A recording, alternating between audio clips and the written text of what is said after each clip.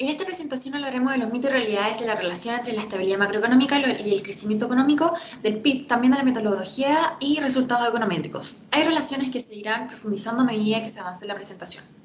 La estabilidad macroeconómica puede definirse y medirse en distintas dimensiones. La real se relaciona con el crecimiento sostenido y estable de la realidad económica y el empleo.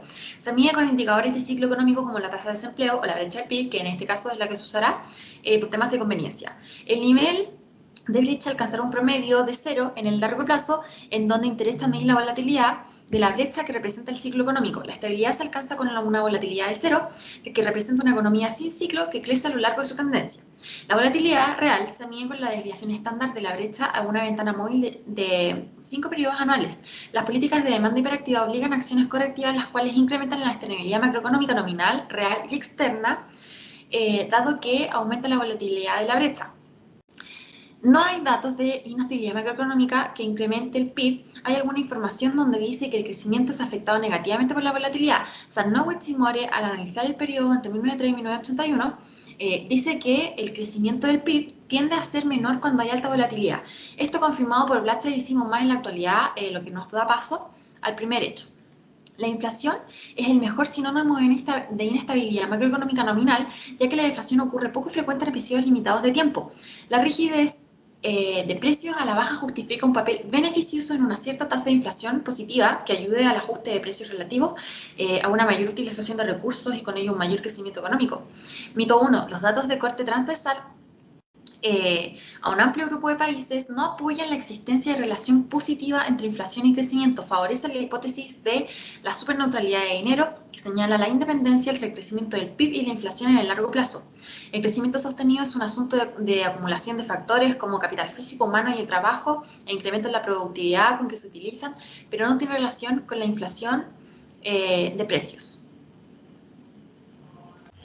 Ya, como punto tercero, hablaremos de la desinflación y sus costos reales, la inestabilidad nominal que puede tener costos altísimos en la forma de distorsión en la asignación de los recursos. Este genera un impacto en la distribución de los ingresos, en los cuales depende de la magnitud de la tasa de inflación y de los valores de transferencia que se puede generar en ella. El mito número 2 habla de la estabilización necesaria que genera los importantes costos reales, aún haciendo abstracción en los beneficios directos de la estabilización. No existe información clara de estos costos, ya que estabiliza la economía que se sostenga en el mediano o largo plazo. Como punto número 4, hablaremos de la volatilidad nominal y real. Un poco más de la inflación agregada, más volátil, nominal y real, en vez de más del crecimiento del PIB, y esto afirma de los hechos que dicen que el hecho número 2 dice que la inflación genera un poco más de volatilidad nominal. La relación entre la tasa media de la inflación y su volatilidad es clara, positiva y bastante fuerte en el largo plazo.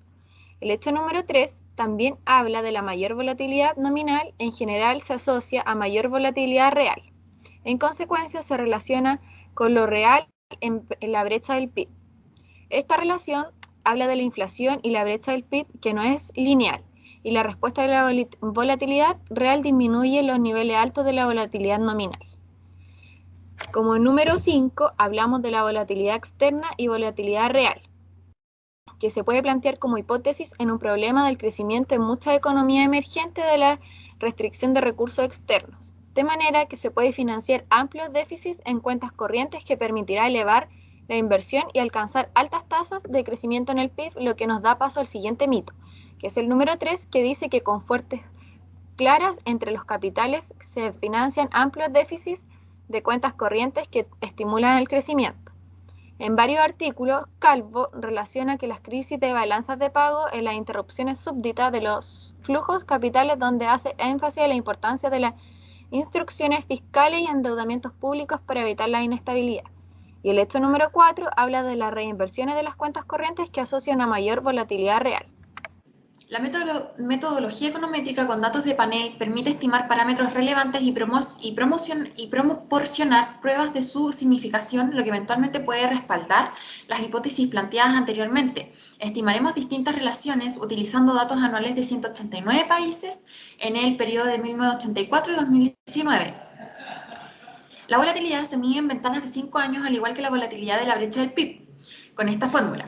Con esta fórmula se desea mostrar la relación entre la volatilidad del PIB y su crecimiento, que se estimarán una ecuación para todos los países y otra para los países con volatilidad del PIB menores que un 50%. Dados los resultados que se pueden observar en la tabla, podemos afirmar que la volatilidad de la brecha del PIB es negativa y estadísticamente significativa al 1% del PIB tendencial.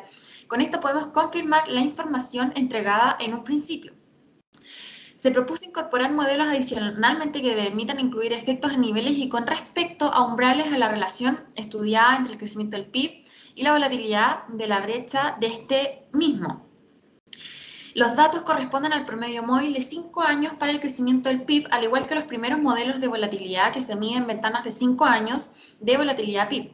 En la fórmula se incorpora una variable cualitativa representada por de volatilidad PIB que toma un valor de 1 para los países cuya volatilidad del PIB superior al 50% y una interacción entre estas variables y de volatilidad PIB. Los resultados muestran las mismas relaciones en que la volatilidad del PIB genera menor crecimiento. Además, el efecto negativo será mucho más marcado cuanto más efectos fijos se incorporen a la estimación. Las volatilidades superiores al 50% generan una caída enorme en las tasas de crecimiento. Es decir, en los países con altas volatilidades crecen poco o prácticamente sufren recesiones.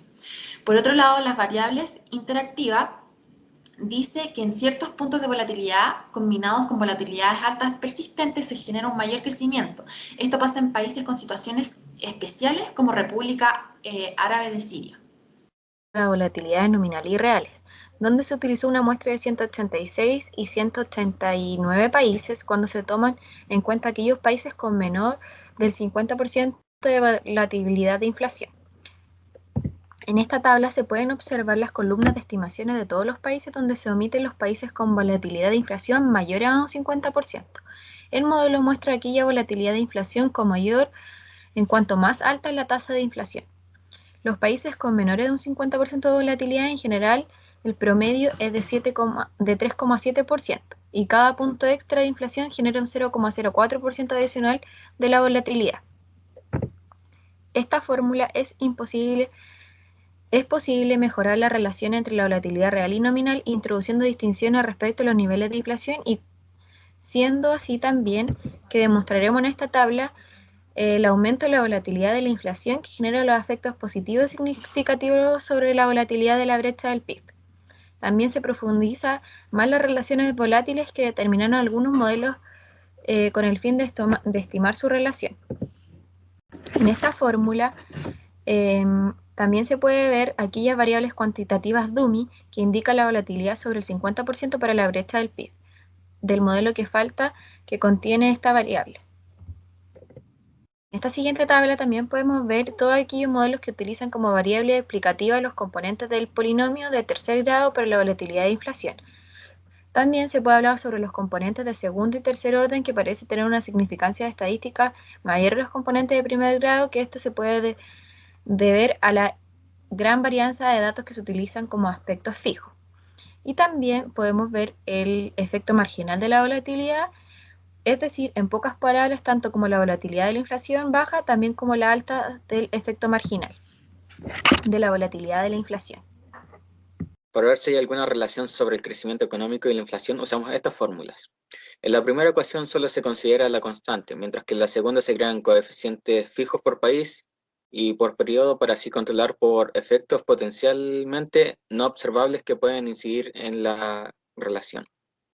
Dependiendo de la volatilidad de la inflación, estas variables tomarían el valor de 1 si cumplen con ciertas condiciones como las que observamos.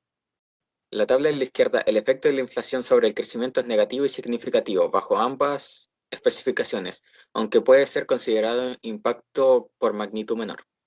El impacto negativo se hace más amplio al considerar el rango de volatilidad de inflación, de acuerdo con la anterior y con la finalidad de analizar la relación directa entre el conocimiento del PIB y la inflación. Se puede apreciar que en la siguiente tabla, es decir, la de la derecha, que la incidencia resulta ser negativa y significativa. De acuerdo con lo planteado por Khan y Senhadji en 2001, se desea estimar el efecto de cierto umbral de inflación que demuestre que la inflación superior a ese rango tiene efectos negativos en el crecimiento, mientras que la inflación menor a ese rango podría no ser nociva. Se estima el crecimiento del PIB en función de la variable interactiva que dice que si la inflación es mayor al 10% tomará valor 1 e interactuará con el nivel de inflación. Esta fórmula nos servirá para seguir comprobando la relación. En la tabla se observa que el efecto negativo de la inflación sobre cierto rango en el crecimiento es pequeño, pero significativo. Para países con inflación superior al 10%, el efecto es negativo y el efecto se acrecienta a mayores tasas de inflación.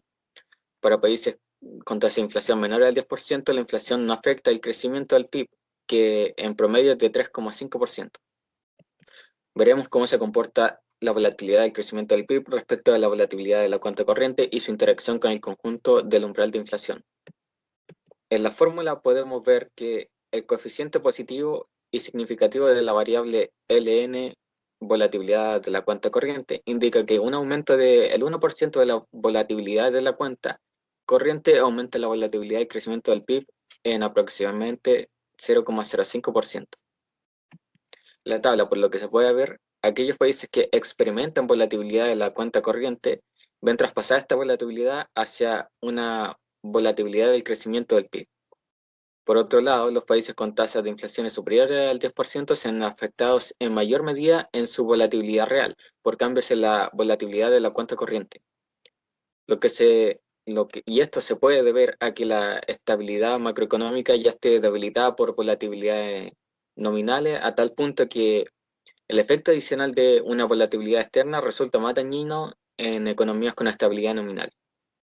Con el fin de analizar si hay efectos aditivos de las volatilidades nominales y externas sobre la real, se propone una ecuación que es esta misma, que incluye la relación existente entre la volatilidad del crecimiento del PIB y las volatilidades de la inflación y de la cuenta corriente. Según la tabla, se puede observar que las relaciones son todas significativas. La volatilidad de inflación trae consigo una mayor volatilidad del PIB, además una mayor volatilidad en la cuenta corriente que contribuye de forma positiva a la volatilidad de la brecha del PIB. Y en resumen, la volatilidad de la cuenta corriente combinada con niveles de inflación superiores al 10% contribuye de forma positiva importante a la volatilidad de la brecha del PIB.